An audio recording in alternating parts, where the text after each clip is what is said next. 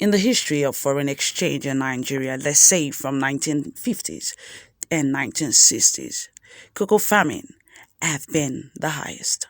According to research, agriculture brings about 55% of the GDP at that time. This reveals the important role agriculture had played in the growth of the economy of Nigeria. As of today, there is a reduction in its contribution to Nigeria's GDP. Today, Wednesday, at the Federal Ministry of Agric Abuja, a meeting was held to discuss cocoa farmers and their challenges.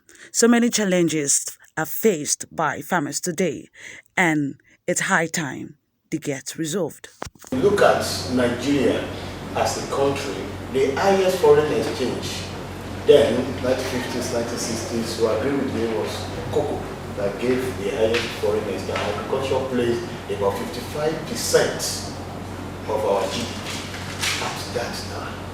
And that to tell you how important cocoa, gum arabic, all others, oil palms, plays in the annal history of Nigeria. And that is why today we are happy to identify with cocoa development, not only any other place, that this event is taking place at Federal Ministry of Agric, which is our primary constituency when it comes to cocoa production. Ladies and gentlemen, when we look at some of these statistics and look at it today, what are we producing as a nation? Well, we were adjudged to be second largest in the 1950s, 1960s, and what we have today is about 250,000 metric tons. As of today, that is the country is having.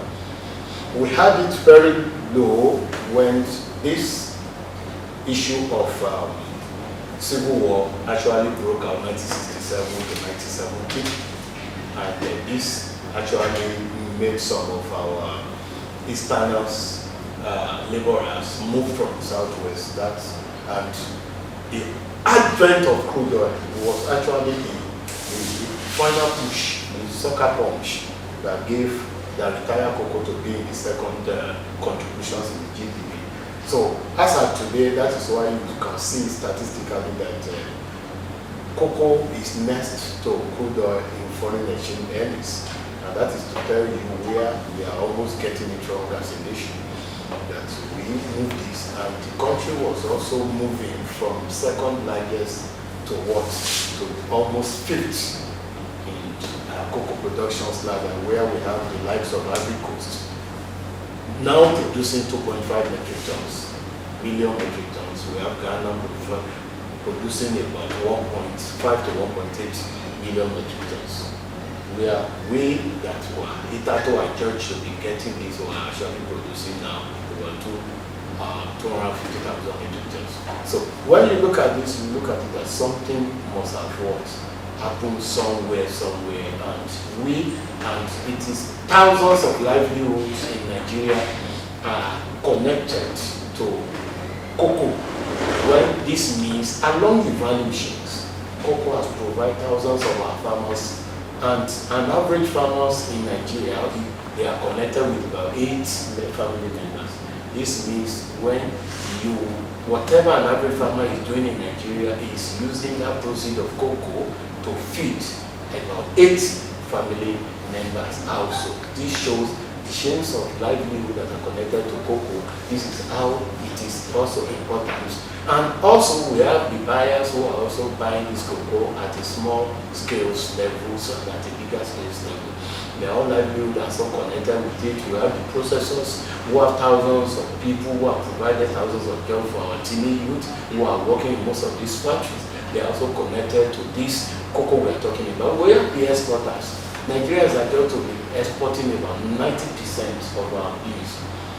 This shows how it shows that we have a low level of processing in Nigeria as of today. If Nigeria is adjudged to be exporting 90% of our raw goods out from process, this shows that we are losing a loss of millions of dollars where we are also servicing other nations' economy because we are just exporting it out. And it is established, let me also tell you, that when you export in raw cocoa beans, you are getting less than 6% of the total value profit in the cocoa value trade. So it shows that our farmers are getting about 6%. It shows that many are getting, and these farmers are getting the 6%. Shows how poverty definitely comes to be. And it also shows the recent statistics that have pointed out that cocoa gives us the second highest foreign exchange apart from cocoa, even despite the fact that we are producing what 250,000 metric tons. So this press conference is just to center on why do we need a summit. Do you agree with me with this kind of histories I'm able to give you the illustrations? Why do we need a summit? Then what this summit is not all about is to tell us that what happened to our national policy on cocoa in Nigeria. From the Federal Ministry of Agriculture to the Federal Ministry of Trade and Investment and Industries, we have had a lot of stakeholders meetings. We have had a lot of roadmaps to revitalize cocoa productions, roadmap to address challenges in the cocoa sectors. All these are being calculated and put in a policy papers. Now, between you and me, I remember when the former minister, now the president of AFDB, Akewumi Adesina, when he was a minister, he set up this called ATA, that is Agricultural Transformation Agenda. And there were a lot of targets that were set out. One of the targets of ATA was to bring cocoa from 250,000 metric tons to 500,000 metric tons. That is exactly what we have been able to see as the target focus of ATA as of today. And we were talking about 2012, 2013, now notice that. And this shows what has happened. And in between 2010 to 2015, it was then cocoa nosedive from 290,000 to these 250,000 metric tons we are talking about. The main theme of the summit is cocoa sector past, present, and future. And we have Professor Adebayo Arumolaran taking this session. We also have Dr. Patrick Adebola, the Cream Executive Director, taking us on production. We have value addition, which is going to be taken by Mr. Robo Aduze.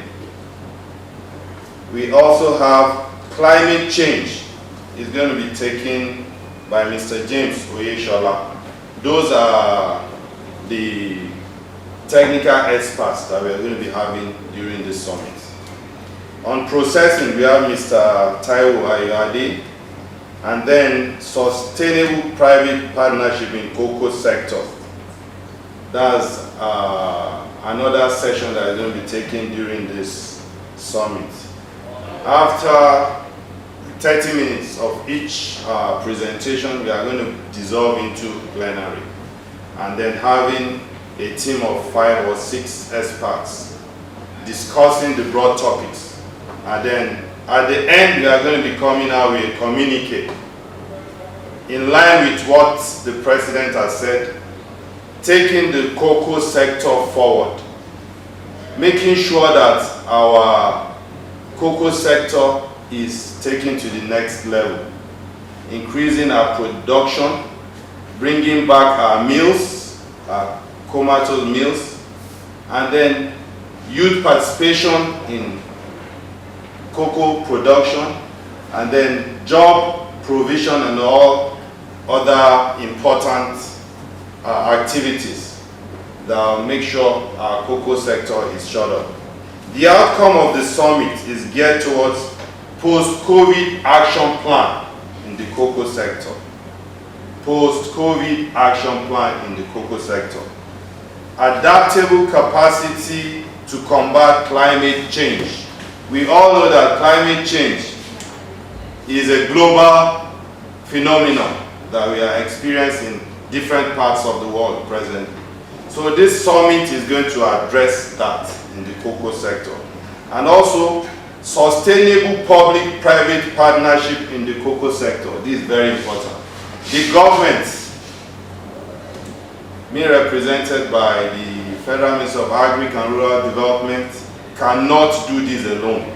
That's why we have a sustainable partnership with associations such as CFAN and then other associations. We work together in synergy to make sure that this sector is taken back to its past. That's the glory of the sector is our target. The glory of the sector being restored is our target. So I hope each and every one of you today present has a broad view of the summit, and then at the end of the summit